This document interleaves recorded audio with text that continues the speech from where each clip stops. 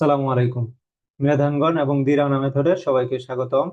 আজকে আমরা নবম দশম শ্রেণীর অত্যন্ত গুরুত্বপূর্ণ একটি অধ্যায় মূলের ধারণা ও রাসায়নিক গণনা অধ্যায়টি পড়া শুরু করব। তাহলে আমরা যদি এই অধ্যায়ের প্রথম টপিকে যাই, সেটি হচ্ছে মূল। সেটি হচ্ছে মূল। তাহলে মূল কি? মূল হচ্ছে কোন পদার্থের যে পরিমাণের মধ্যে 6.023 × 10⁻23 সংখ্যক অণু, পরমাণু বা আয়ন থাকে, তাকে বলা হয় মূল। তাহলে আমরা সংজ্ঞাটি লিখে ফেলি।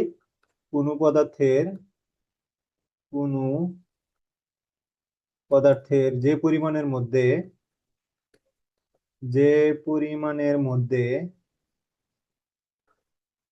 6.023 ইন্টু 10⁻23টি অণু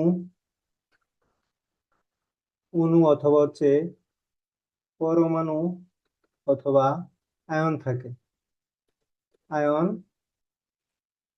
থাকে তাকে মূল বলে তাকে মূল বলে। আচ্ছা, তাহলে মূলের মাধ্যমে যেহেতু রাসায়নিক পদার্থের পরিমাণ নির্ধারিত হয়, তাই না? তাহলে এটাকে আমরা কি বলতে পারি? রাসায়নিক পদার্থের গণনার একক।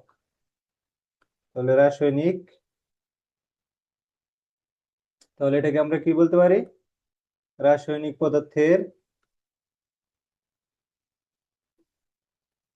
পদার্থের গণনার একক, তাই না? মূলকে গণনার একক।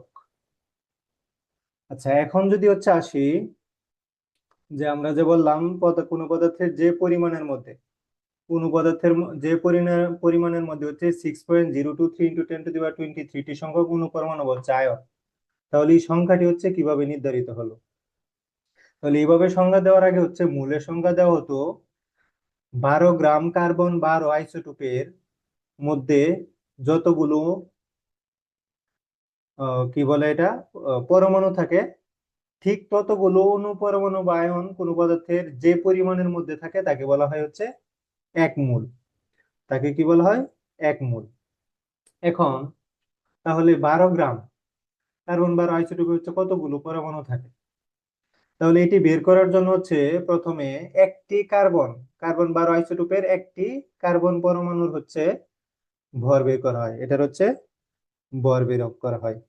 তাহলে দেখা যায় ওই কার্বন 12 আইসোটোপের কার্বন কার্বন 12,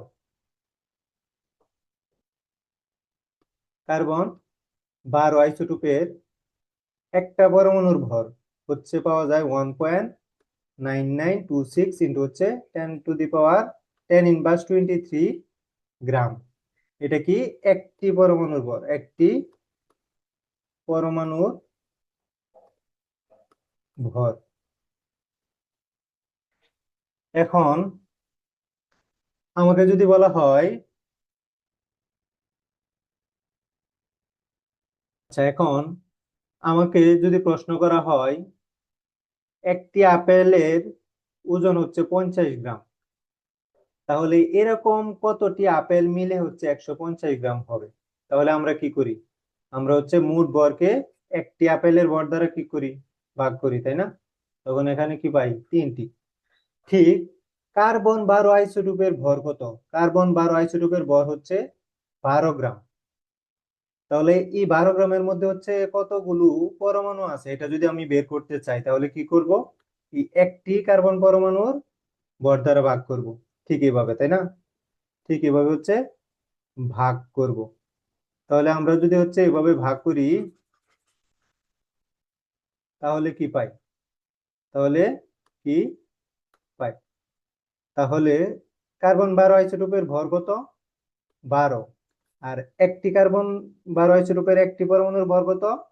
1.9926 ইন্টু 10⁻23। তাহলে 12কে এই সংখ্যাটা দ্বারা ভাগ দিলে আসে 6.022 ইন্টু 10⁻23। ঠিক আছে? যেটাকে আমরা বলি 6.023 ইন্টু 10⁻23। তাহলে এইভাবে এই সংখ্যাটি বের করা হয়েছে। তাহলে এই সংখ্যাটিকেও একটা নামে ডাকা হয়, এই সংখ্যাটিকে হচ্ছে একটা নামে ডাকা হয়, সেটা হচ্ছে অ্যাভোগাড্রো সংখ্যা। কি সংখ্যা? অ্যাভোগাড্রোর সংখ্যা। এই সংখ্যাটি হচ্ছে তিনি নির্ধারণ করেননি, কিন্তু তিনি হচ্ছে একটা কথা বলছিলেন যে একই তাপমাত্রা, একই তাপমাত্রা ও চাপে, চাপে সম আয়তনের, সম আয়তনের সকল গ্যাসে, সকল গ্যাসে একই সংখ্যক, একই সংখ্যক কণা থাকে বা হচ্ছে বিদ্যমান।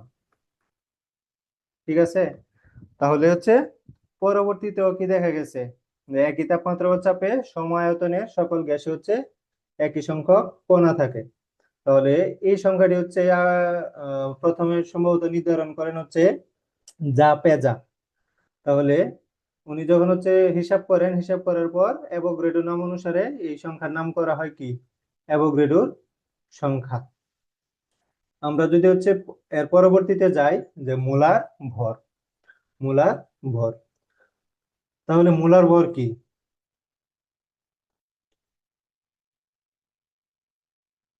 তাহলে কোনো রাসায়নিক পদার্থের, কোনো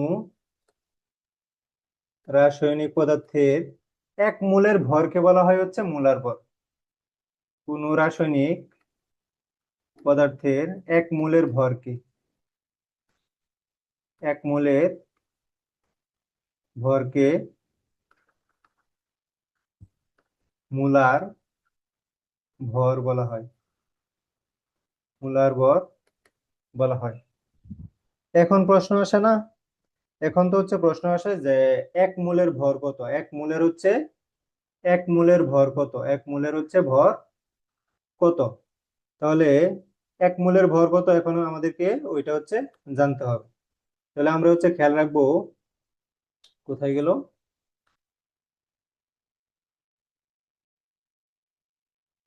তাহলে আমরা হচ্ছে খেয়াল রাখবো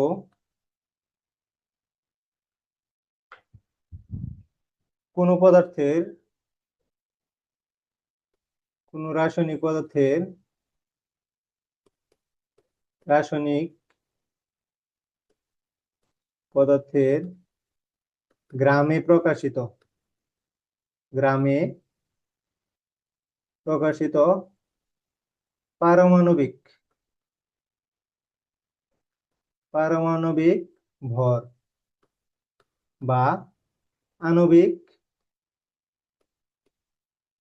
ভরকে ওই পদার্থের, ওই পদার্থের এক মোলের ভর বলা হয়। ওই পদার্থের এক মোলের ভর বলা হয়। অথবা বলা হয় কোন পদার্থের, কোন রাসায়নিক পদার্থের পরমাণুর ক্ষেত্রে হচ্ছে পারমাণবিক ভরকে, অথবা অণুর ক্ষেত্রে হচ্ছে আণবিক ভরকে গ্রামে প্রকাশ করলে কি পাওয়া যায়? এক মোল হচ্ছে পাওয়া যায়, এক মোল হচ্ছে পাওয়া যায়। তাহলে এক্ষেত্রে হচ্ছে আমরা উদাহরণ দিতে পারি, যেমন হচ্ছে পানি H2O। তাহলে এর আণবিক ভর কত? এর আণবিক ভর হচ্ছে 18 গ্রাম। তাহলে এটাকে হচ্ছে যদি গ্রামে প্রকাশ করি, তখন আমরা কি বলতে পারি যে এক মোলের পানির, অণুর এক মোলের ভর কত? 18 গ্রাম, 18 গ্রাম পার হচ্ছে মোল। বুঝতে পারলাম? তাহলে আমরা কি দেখতেছি যে মোলের সাথে আণবিক ভরের একটা সম্পর্ক আছে, তাই না? মোলের সাথে হচ্ছে আণবিক ভরের হচ্ছে একটা কি আছে? সম্পর্ক আছে। তাইলে আমরা হচ্ছে কিছু গুরুত্বপূর্ণ আণবিক ভর এগুলো হচ্ছে বের করব। তাহলে আণবিক ভরটা আসলে কি? তাহলে কোন যৌগে বিদ্যমান, কোন যৌগের অণুতে বিদ্যমান, বিদ্যমান পরমাণুগুলোর, পরমাণু গুলোর মোট ভরকে একত্রিত করলে যেটা পাওয়া যায়, বা মোট ভরকে একত্রে আণবিক ভর বলা হয়। আণবিক ভর বলা হয়। যেমন কিছুক্ষণ আগে কি দেখলাম, পানি, তাই না, H2O। তাহলে এক্ষেত্রে কি, হাইড্রোজেনের হচ্ছে পারমাণবিক ভর কত, 1, আছে কয়টা, 2টা, প্লাস অক্সিজেনের পারমাণবিক ভর কত, 16, আছে কয়টা, 1টা। তাহলে এক্ষেত্রে টোটাল আসছে কত, 18। তারপরে যদি আসি হচ্ছে সোডিয়াম হাইড্রোক্সাইড, তাহলে সোডিয়ামের পারমাণবিক ভর কত, 23, আছে হচ্ছে 1টা। আর অক্সিজেন 16, আছে 1টা, প্লাস হচ্ছে হাইড্রোজেন 1, আছেও 1টা। তাহলে কত আসতেছে, 17, 23, 40।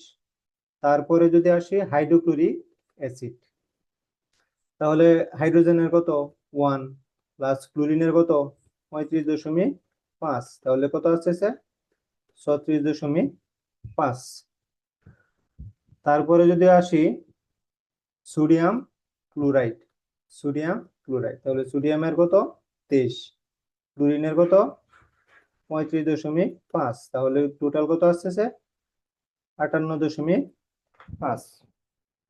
আমরা যদি হচ্ছে আরো কিছু গুরুত্বপূর্ণ যৌগ দেখি, সালফিউরিক অ্যাসিড H2SO4, তাহলে হাইড্রোজেনের হচ্ছে 1, আছে হচ্ছে 2টা, সালফারের হচ্ছে 32, একটাই আছে, প্লাস অক্সিজেনের আছে কয়টা, 16 গুণ হচ্ছে 4, তাই না। তাহলে 4 × 48, 32, 2, 50, 80, ভুল, ও আচ্ছা, 64, তাহলে আসতেছে হচ্ছে 98, 48 না, এখানে হচ্ছে 64।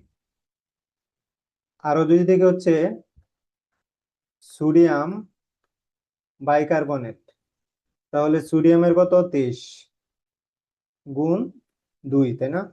কার্বনের কতটা আছে, 1টা, তাহলে 12 গুণ 1, প্লাস অক্সিজেনের হচ্ছে 16 গুণ 3, তাহলে 48, 12, 60, আর হচ্ছে 46, 106। তাহলে সোডিয়াম বাইকার্বনেটের কত আসছে, 106। তারপরে হচ্ছে ম্যাগনেসিয়াম হাইড্রোক্সাইড,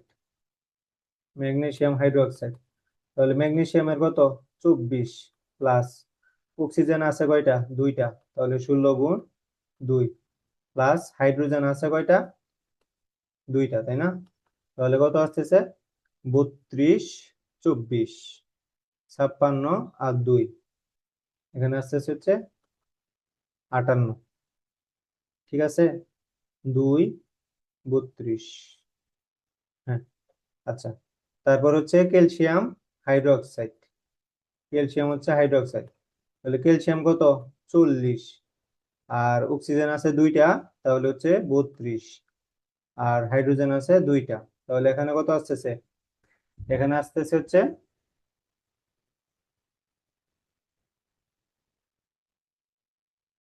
74, এখানে কত আসতেছে, 74, 40, 32, 2। তারপরে যদি দেখি হচ্ছে ক্যালসিয়াম অক্সাইড, তাহলে ক্যালসিয়ামের কত, 40, অক্সিজেনের কত, 16, তাহলে কত আসতেছে, 56। তাহলে আশা করি হচ্ছে আমরা আণবিক ভরের বিষয়টি হচ্ছে বুঝতে পারলাম।